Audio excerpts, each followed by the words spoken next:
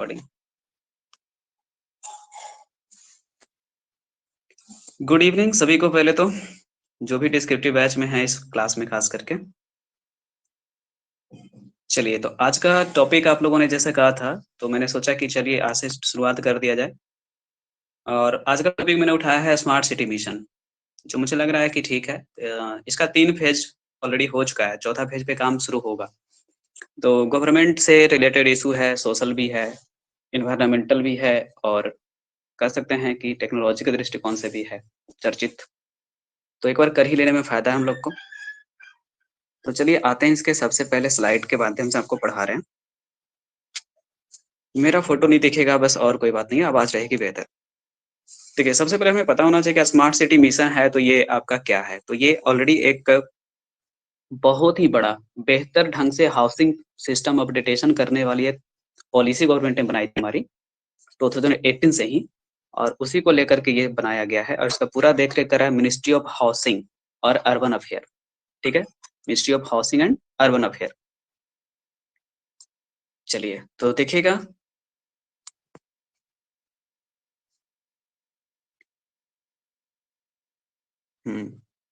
Next slide लाते हैं आपके लिए। तो सबसे पहले मैंने जैसे डिस्क्रिप्टिव वाले बैचेज में पढ़ाया है, वैसे ही मैं यहाँ पे डिस्कस कर रहा हूँ कि फैक्ट, पॉइंट और डाटा पहले आपको बता देता हूँ। उसके बाद 5 क्वेश्चन आपको मैं दूँगा और वो पाँचों क्वेश्चन का आंसर लिख देंगे, आपका एसे क्या होगा? पूरा हो जाएगा। तो पहला स्लाइड आपको दिख रहा होगा कि फैक्ट, पॉइंट और डाटा का, कि केंद्र सरकार ने जून महीने में 2015 में स्मार्ट सिटी मिशन शुरू किया था। जिसका लक्ष्य रखा गया है ना कि पहले हम लोग क्या करते हैं कि 2019-20 तक 100 शहरों को स्मार्ट सिटी में बदल देते हैं। और जब हम लोग इसमें काफ़ी अच्छा रखेंगे परफॉर्मेंस, तो फिर हम आगे मतलब शहरों को और ऐड करेंगे। तो अब हम इस पूरे क्लास में ये देखेंगे कि ये शहर कौन-कौन से हैं, ये नहीं, बल्कि शहरों का चुनने का मानक क्या होता है? जो चुने गए शहर होते हैं, उनमें क्यों मतलब उनको चुना गया? और उनमें क्या-क्या अपडेटेशन आएगा शहरों में? विकास की जो पॉलिसी होगी वो शहर के अंतर्गत उस राज्य सरकार का होगा या फिर केंद्र सरकार काम करेगी उस पे, ये सब हम चर्चा करने वाले हैं। तो देखिए लिखा हुआ है कि पहले चरण में 100 शहरों में से प्रत्येक को 500 करोड़ रुपए विकास के लिए दिए गए। आपको इसमें पता होना चाहिए कि जो ये 100 शहरों में प्रत्येक को 5-5 सौ करोड़ रुपए दिए गए हैं, ये खर्च कैसे होंगे? तो 80% जो होगा खर्च वो होगा डेवलपमेंट पे, ठीक है? और 20% जो खर्च होगा वो पैन सिटी डेवलपमेंट यानी अंदर शहर के अंदर डेवलपमेंट पे खर्च होंगे, ठीक है? स्मार्ट सिटी परियोजना के तहत मौजूदा शहरी क्षेत्र को रहने योग्य बनाना है। यानी कि स्मार्ट सिटी परियोजना इसीलिए लाया ही गया है कि शहरी क्षेत्र को पहले से ज़्यादा जनसंख्या वगैरह का जो भार पड़ रहा है, उसके दृष्टिकोण से थोड़ा-सा रहने लायक बनाएँ। यानी सीधे-सीधे कह सकते हैं कि रीफिटिंग करना है शहरों को। इसी को यहाँ पर टर्म समझाया है आपको क्या? रेट्रोफिटिंग, है ना? यहाँ पे टर्म समझाया आपको रेट्रोफिटिंग। चलिए, यहाँ देखिए स्मार्ट सिटी मिशन का एक छोटा-सा बहुत अच्छा इमेज नहीं मुझे मिल पा रहा था, तो मैंने यही उठाया है आप लोग के लिए। इसको थोड़ा समझ लेते हैं। सबसे पहले देखिए 100 शहरों को चुना गया है इसके लिए, और 4 फेज़ में है जो कि इन शहरों पर काम किया जाएगा। उसके बाद है कि टोटल कहा जाता है कि प्रोजेक्ट है इसमें 51-51। याद रखना आसान है डाटा, मैंने कोशिश किया था आपको समझाने का पहले भी कि गवर्नमेंट का जो भी प्लान वगैरह आता है, उसमें एक अच्छी बात ये है कि डाटा बहुत ही बेहतर ढंग से कोडिंग किया जाता है। तो यहाँ देखिए नंबर ऑफ प्रोजेक्ट इसमें 5151 है, ठीक है? सेंट्रल असिस्टेंट आपको है 48,000 करोड़, है ना? और स्मार्ट सिटी प्रपोज़ल में जो मतलब कि खर्च है वो 2.05 लाख करोड़ रुपए खर्च है। ओके? इसी को यहाँ पर आपको इंडिकेट किया होगा शायद, देख लीजिए। 100 शहरों में से प्रत्येक को 5-500 करोड़ रुपए दिए गए हैं। आप इसी के सेंस में आप कैलकुलेशन वगैरह कर सकते हैं, और आगे डाटा भी आएगा, आप वहाँ भी देख सकेंगे। देखिए, यही मैं बात कर रहा था कि 80% जो है वो एरिया बेस्ड डेवलपमेंट पे खर्च होगा, और पैन सिटी इनिशिएटिव्स जाने जो है अंदर-अंदर शहरों में, उस पे 20% खर्च होगा। और यही आपको हो गया 2,05,18 करोड़ रुपया 100 शहरों पे खर्च। चलिए, आगे बढ़ते हैं। कह रहा है कि शहर में कम से कम 500 एकड़ के हिस्से को नए रंग रूप में ढाला जाना है और 25 एकड़ हिस्से को नए सिरे से विकसित करना है। फिर से समझिएगा, जो 80% पैसे खर्च हो रहे हैं वो यहाँ पे हो रहे हैं, और 20% हो रहा है यहाँ पे। 25 एकड़ हिस्से को नए सिरे से जो विकसित करने की बात हो रही थी, पैन सिटी डेवलपमेंट में, उस पे खर्च होगा। चलिए, उसके बाद करा है कि देश भर में कुल 100 स्मार्ट सिटी पर 2,03,979 करोड़ रुपए होने का संभावना है। तो यहाँ पे कन्फ्यूजन नहीं होना चाहिए आपको कि यहाँ पर 2.0518 था, यानी 2,18 करोड़, और यहाँ पे बात जो हो रही है, उसमें हो रहा है क्या 2,03,979 करोड़। थोड़ा-सा कन्फ्यूजन आपको में भी हो सकता है, तो इस पे ज़्यादा माथापच्ची ना करें, ठीक है? चलिए, अब देखते हैं आगे, क्यों ज़रूरत पड़ी, है ना? जैसे कि हम लोग जब पैसे लिखेंगे तो सबसे पहला पैराग्राफ यहीं से होगा शुरुआत, कि गाँव से शहरों की ओर निरंतर हो रहे पलायन के चलते भारतीय शहरों पर बोझ बराबर बढ़ता जा रहा है। चूँकि हमें ज्ञात होना चाहिए कि वर्ष 2030 तक जनसंख्या का 40% हिस्सा शहरी हो जाएगा, ठीक है? ऐसे में हमें ज़रूरत पड़ी शहरों के विकास को बेहतर करने की, ठीक है? शहरों के विकास को क्या करने की? बेहतर करने की। तो कह सकते हैं कि जो फर्स्ट पैरा हम लिखेंगे, वो फर्स्ट पैरा यहाँ से ही स्टार्ट होगा। ये फर्स्ट पैरा का हो गया स्टार्टर। क्या हो गया आपके लिए? स्टार्टर हो गया, ओके? तो ये स्टार्टर का काम करेगा। फिर से एक बार मैं रिपीट कर दूँ कि हम लोग शुरुआत करेंगे कि गाँव से शहरों की ओर निरंतर हो रहे पलायन के चलते भारतीय शहरों पर बोझ बराबर बढ़ता जा रहा है और ज्ञात होना चाहिए कि वर्ष 2030 तक जनसंख्या का 40% हिस्सा शहरी हो जाएगा।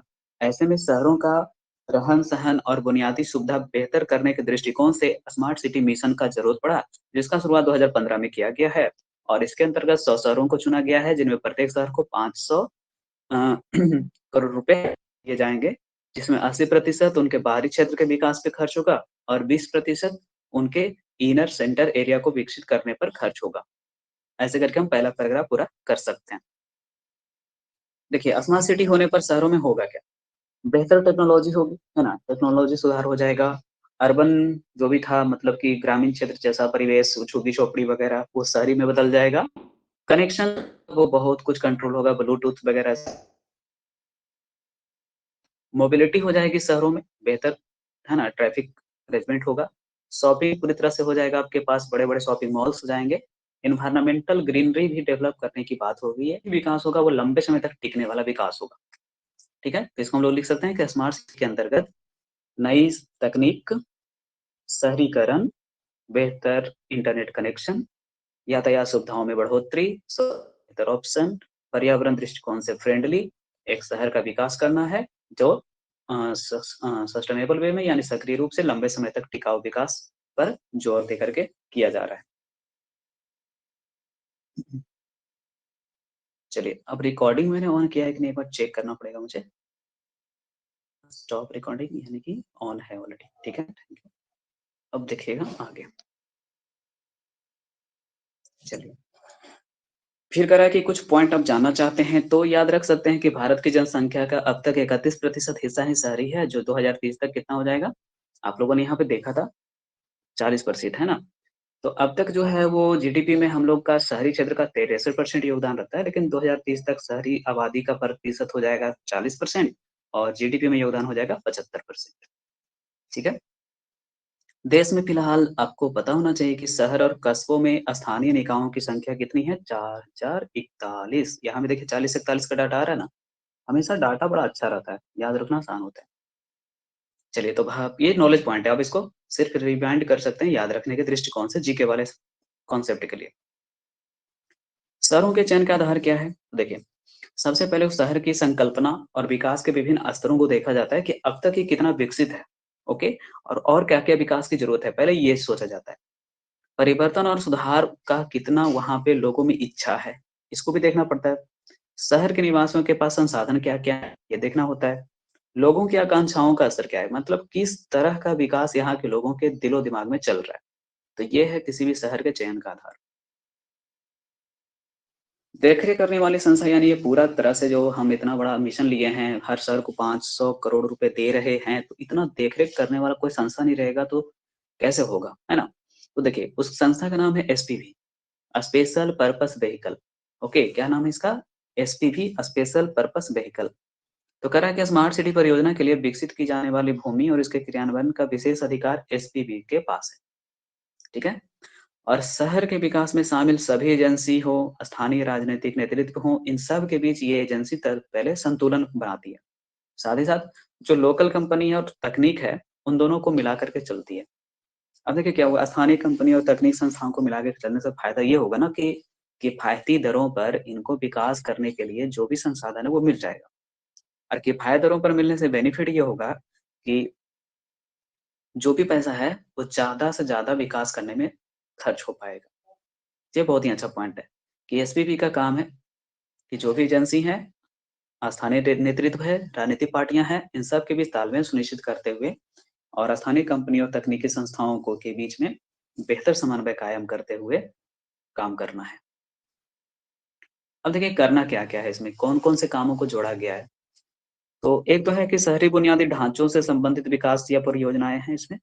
साथ ही साथ सूचना प्रौद्योगिकी और तकनीक से भी रिलेटेड इसमें बहुत सी परियोजनाएँ हैं। ठीक है? समझ पाए हैं आप? शहरी बुनियादी ढांचे से संबंधित और सूचना प्रौद्योगिकी और तकनीक से संबंधित विकास करना इसका लक्ष्य है। एक बार फिर से आपको दिखाया जा रहा है यहाँ पे कि स्मार्ट सिटी मिशन के अंतर्गत ट्रांसपोर्ट सुविधाएँ बेहतर करना है, नेचुरल रिसोर्स मैनेजमेंट करना है, बिल्डिंग्स का विकास सही करना है, सोशल इंक्लूजन यानी कि लोगों को कहीं न कहीं है जो कि सामाजिक रूप से एक साथ लाने के प्रयास भी है। लाइफ लोगों का एक जैसा हो, किसी के पास कुछ ना कमी है ना कुछ ज़्यादा हो, ऐसा कुछ सोचना है। सरकार के भी समन्वय होना चाहिए लोगों का। एजुकेशन और कल्चर में बेहतरी करना, हेल्थ केयर सिस्टम को अपडेट करना, पब्लिक सिक्योरिटी सुनिश्चित करना और जो भी एक शहर में सुविधाएँ होनी चाहिए वो सारा देना और इन सब के बीच में पर्यावरण को भी ध्यान रखना। ये सारी चीज़ें हैं।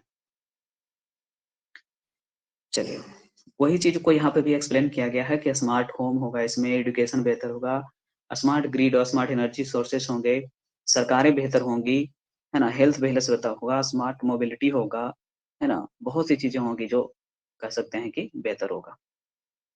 कृषि कार्य में भी स्मार्टनेस लाने की बातें होंगी। तो पुराने शहर में बुनियादी ढांचों के विकास में समय लगना तो तय है। आपको पता ही है कि जो भी पुराना शहर होता है, ऑलरेडी वहाँ पहले से इंफ्रास्ट्रक्चर डेवलप होता है। अब उन सबको अपडेट करना, नई चीज़ों से जोड़ने में काफ़ी टाइम लगेगा, ठीक है? तो ये सब करने का प्रयास गवर्नमेंट कर रही है स्मार्ट सिटी मिशन से, कि चलिए ठीक है, जो-जो पुरानी चीज़ें हैं उनको भी सेंसर आधारित आँकड़ों के संग्रह से जोड़ा जाए, इंटेलिजेंट ट्रैफिक मैनेजमेंट वहाँ लाया जाए। जो भी है कचरा प्रबंधन पहले से उसको स्मार्ट वे में सोल्व करते हैं और जल आपूर्ति वगैरह जहाँ बहुत देर से होता था, वहाँ पे थोड़ा जल्दी पहुँचाते हैं। ये सब फ़ोकस इसमें किया गया है परियोजनाओं में, ठीक है? उसी को एक्सप्लेन यहाँ पर मैंने फिर से किया है, अगर आप उतना याद नहीं रख सकते हैं, तो आप इतना भी याद करके निकाल सकते हैं। चलिए, अब क्या है ना कि अगर हम स्मार्ट सिटी मिशन के शासन की बात करें, तो ये सिटीज़न फ्रेंडली होना चाहिए, किफ़ायती होना चाहिए और मोबाइल उपयोग को एकदम से ज़रूरी बनाया गया है। शहरी क्षेत्रों में जो भी हम जानते हैं कि भाई गाड़ियाँ ज़्यादा चलती है, तो उससे टेम्परेचर थोड़ा बढ़ा है, इसमें कमी लाने का प्रयास है, जिससे बारिश वगैरह फिर से समय पर होने लगे और कृषि कार्य बेहतर हो। वास्तविक संतुलन बनाना, है ना? और खुले स्थानों, पार्कों, खेल के मैदान, मनोरंजन के स्थानों का संरक्षण करना और उनका विकास करना, यानी सीधे-सीधे पर्यावरण संरक्षण का पूरा ख्याल रखने का कोशिश किया गया स्मार्ट सिटी मिशन। जितने भी इकोनॉमिक क्रियाकलाप हैं, है ना? उनके आधार पे भी शहरों को पहचान दिलाना। जैसे मान लेते हैं कि मधुबनी पेंटिंग बिहार का फ़ेमस है। तो जब मधुबनी का विकास किया जाएगा, तो मधुबनी पेंटिंग का बहुत ही प्रचार-प्रसार किया जाना चाहिए और फिर उससे वहाँ के जो भी क्षेत्र हैं, उनको लाभान्वित होना होगा। अभी आप बिहार शरीफ में देख रहे होंगे, जितनी भी सरकारी इमारतें हैं, उन सरकारी इमारतों पर क्या किया गया है, पोस्टर्स चिपकाने के लिए मना किया गया है और सभी पर मद्य निषेध से रिलेटेड स्लोगन्स लिखवाए जा रहे हैं। ये एक स्मार्ट सिटी का बेहतर मतलब कि क्या है, मैसेज है। चलिए, तो वही कह रहा था। अवसंरचना और सेवाओं को बेहतर बनाने के लिए क्षेत्र आधारित विकास, बिल्कुल। जैसे मान लेते हैं इंफ्रास्ट्रक्चर किसी क्षेत्र का, लोकल क्षेत्र का बहुत ही फ़ेमस है, तो उसी इंफ्रास्ट्रक्चर को स्मार्ट समाधान के तौर पे मतलब यूज़ करिए और उसी के मार्फत है जो कि विकास को योजनाओं को वहाँ पे आगे बढ़ाइए। जो भी इंफ्रास्ट्रक्चर उपलब्ध है, उसी के हिसाब से। तो ये सब तो था परियोजनाएँ। अब चैलेंजेज़ क्या हैं आपके पास में? तो देखिए चलो स्टूडेंट चैलेंजेज़ ये है कि स्मार्ट सिटी मिशन को सक्रिय रूप से प्रशासनिक सुधारों के माध्यम से स्मार्ट लोगों की आवश्यकता होगी। मतलब समझ रहे हैं? जैसे हम जानते हैं कि स्मार्ट सिटी मिशन ला दिए, लोग भी तो स्मार्ट होने चाहिए। साथ ही साथ प्रशासन को भी स्मार्ट लोग रहेंगे तो चीज़ों को समझाने में आराम होगा, ठीक है? तो सबसे बड़ी चुनौती यही है कि क्या टेक्नोलॉजी पसंद लोग जो अगर नहीं हैं तो दिक्कत होगा। तो टेक्नोलॉजी पसंद लोगों को ढूँढना लोगों को टेक्नोलॉजी प्रेमी बनाना एक चुनौती होगी। राज्य और शहरी स्थानीय निकायों जो भी इस पे काम कर रही हैं, उनके बीच आपस में बहुत ही सहायक भूमिका होनी चाहिए, है ना? मतलब समझ ही रहे हैं कि जो भी संस्था मिलकर के काम कर रही है इसके विकास के लिए, वो सब आपस में तालमेल से काम करें, ये भी बहुत ज़रूरी होगा। चलिए, अब एंडिंग पैराग्राफ हो गया ये तो, है ना? कि सबसे अंतिम क्वेश्चन जो होता है ना कि आपको स्मार्ट सिटी मिशन से क्या उम्मीदें हैं? आपको क्या लगता है आने वाले समय में क्या होगा? तो वही है। तो हमें पता है कि किसी भी देश में स्मार्ट सिटी की अवधारणा वहाँ विकास के स्तर, परिवर्तन और सुधार की इच्छा, शहर के निवासियों के संसाधन, है ना? उनकी क्या-क्या आकांक्षाएँ हैं, इस पर निर्भर करती है। और आपको पता ही है कि अब शहरीकरण का दौर चल रहा है, तो इससे जो भी उत्पन्न समस्याएँ होती हैं देश के लिए, उसके संकट का निवारक कोई न कोई तो होना चाहिए और इस संकट निवारक के तौर पे ही स्मार्ट सिटी आपके पास आया है और इसके लिए सभी संभावित उपाय किए जा रहे हैं। ऐसे में लगता है कि स्मार्ट सिटी जैसे पहल बहुत ही उपयोगी हैं और सार्थक कहे जा सकते हैं, ठीक है? यानी कि सबसे एंडिंग पैराग्राफ में ना ये ही सेंटेंस चिपका दीजिएगा एकदम बेहतर होगा, कुछ भी नहीं अपना दिमाग लगाना। तो ये था पूरी तरह से स्मार्ट सिटी मिशन का आपके पास में अपडेटेशन और आपको पीपीटी फॉर्मेट में मैंने दिया है, तो आपको राइटिंग इश्यू भी नहीं है कि हाँ सर दिख नहीं रहा है, चाहे कुछ हो रहा है। तो आप बेहतर ढंग से इसको समझ पाए होंगे। अब यही सारे पॉइंट को आपको ये 5 क्वेश्चन में लिखना है। तो चलिए स्टार्ट करते हैं वो शो जो हम आपको क्लास में दिखाते हैं, यहाँ आप लोग स्क्रीन पर देख रहे हैं। क्या करना है? कुछ नहीं करना है, 4 से 5 क्वेश्चन हम लोगों ने जो पढ़ा उस पे क्रिएट करते हैं और ऐसे कंप्लीट करते हैं। तो आपको क्या लग रहा है पहला क्वेश्चन क्या होना चाहिए? यही होना चाहिए ना कि स्मार्ट सिटी मिशन की आवश्यकता क्यों पड़ी? चलिए देखिए क्या है। लीजिए, मैंने लिख भी दिया है जस्ट ऐसे को कि गाँव से शहरों की ओर निरंतर हो रहे पलायन ने शहरों के विकास को ज़रूरी बना दिया है, स्पष्ट करें। तो आपको वही वाला पॉइंट उठाना है कि आज गाँव से शहरों की ओर निरंतर हो रहे पलायन से शहरों पर बोझ बढ़ा है और 2030 तक शहर का जो हो जाएगा आबादी वो 40% है ना, शहरी आबादी 40%, ग्रामीण आबादी 60% रह जाएगा। ऐसे में शहरों का विकास अत्यंत ज़रूरी पड़ता है। और साथ ही साथ आपको पता होना चाहिए कि 2030 तक जीडीपी का 75% हिस्सा सॉरी हाँ, लगभग आपको कौन देगा? शहर देंगे। तो इसलिए भी शहरों का विकास आपको करना पड़ेगा। तो वो सारे पॉइंट को यहाँ लिख दीजिएगा, जो मैंने वहाँ पे बताया था स्टार्टर है। अब आई सेकंड क्वेश्चन। स्मार्ट सिटी के लिए चुने जाने वाले शहरों के चयन का आधार क्या-क्या था बताइए? तो कहिएगा हाँ सर, ये तो याद नहीं है लेकिन याद आ जाएगा। है ना? लोगों का जो सोच होता था वो लोगों की है ना निरंतर चीज़ें, वहाँ पहले से विकास का स्तर क्या है, ओके? ये सब चीज़ों को यहाँ पे लिखना है। फिर कह रहा है चुने गए शहरों के विकास कार्यों का देखरेख करने वाली संस्था और उसके अंतर्गत शामिल परियोजनाओं का वर्णन करें। याद होगा आपको कि एसपीवी का चर्चा आया था, जो केंद्रीय, राज्य और स्थानीय निकायों को तालमेल बना करके चलने के लिए बोलती थी। एसपीवी का फुल फॉर्म याद है ना सबको? स्पेशल पर्पस व्हीकल, है ना? इस कंपनी का काम था शहर के विकास में शामिल सभी एजेंसियों के बीच में तालमेल बनाना। और फिर इसमें परियोजनाएँ थी क्या? शहरी बुनियादी ढांचे को बेहतर करना और सूचना प्रौद्योगिकी और तकनीक के माध्यम से विकास को बढ़ावा देना। ठीक है? अब उसी में आप एक्सप्लेन करना चाहें तो लिख सकते हैं। ये सेंसर आधारित आंकड़े जोड़ना है, इंटेलिजेंट ट्रैफिक मैनेजमेंट को लाना है, स्मार्ट ठोस कचरा प्रबंधन करना है, ये सब चीज़। 14 क्वेश्चन क्या है? स्मार्ट सिटी की प्रमुख चुनौतियाँ क्या थी? तो मैंने क्या बोला? सबसे पहले स्मार्ट सिटी मिशन के लिए स्मार्ट लोगों की ज़रूरत पड़ेगी, है ना? जो प्रशासनिक रूप से क्या करेंगे?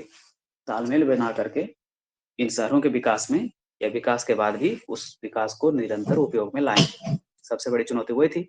और दूसरा चुनौती ये था कि जो भी मतलब विकास हो रहा है और करने वाली संस्थाएँ हैं, चाहे राज्य सरकार हो, केंद्र सरकार हो, स्थानीय एजेंसी हो, इन सब के बीच में तालमेल बना रहना चाहिए। चलिए, अंतिम क्वेश्चन एक्सपेक्टेड आप जो कर रहे हैं वही है, जो मैंने कहा था चिपका देने वाला, कि स्मार्ट सिटी मिशन से बहुत उम्मीदें हैं और संभावनाएँ हैं, यह स्पष्ट करें। तो यही वाला लाइन लास्ट में चिपका दीजिएगा जो क्वेश्चन नंबर 1 के पहले था। ये लीजिए, है ना? आ गया आपके पास में? कि किसी भी देश में स्मार्ट सिटी की अवधारणा वहाँ विकास के स्तर, परिवर्तन और सुधार की इच्छा शहर के निवासियों के संसाधनों और उनकी आकांक्षाओं पर निर्भर करती है। आज शहरीकरण और उससे उत्पन्न समस्याएं देश के लिए एक बड़ा संकट बन के सामने आई हैं और इसके सभी संभावित उपाय किए जा रहे हैं। ऐसे में स्मार्ट सिटी जैसी पहल अत्यंत उपयोगी और सार्थक कही जा सकती है। थोड़ा सा लगता है ना कि गवर्नमेंट का बड़ाई करके। चलिए, तो अगर आप यहाँ पे बड़ाई करेंगे बेहतर ढंग से, तो वहाँ पे आपको नंबर भी अच्छे मिलेंगे। तो ये था आज का सिर्फ का फर्स्ट टॉपिक जो मुझे डिस्कस करना था आप लोगों के लिए। और ये वीडियो जो भी देख रहे हैं और अभी तक नहीं जॉइन किए हैं ये चैनल, तो अब तो कर लो यार। टेलीग्राम है ना, अभी सर के notes and PDF online class Teachmint पे आपका ये है, आईडी आपको सामने दिख रहा है। कॉलिंग के लिए नंबर मेरा हमेशा चालू है, जब कोई तकलीफ हो तो सुना सकते हैं। तो चलिए, उम्मीद है ये सेशन आप लोग को ठीक-ठाक लगा होगा या बहुत अच्छा लगा होगा। नेक्स्ट वीडियो मैं कल अपलोड करूँगा आप लोग के लिए। तब तक के लिए गुड नाइट।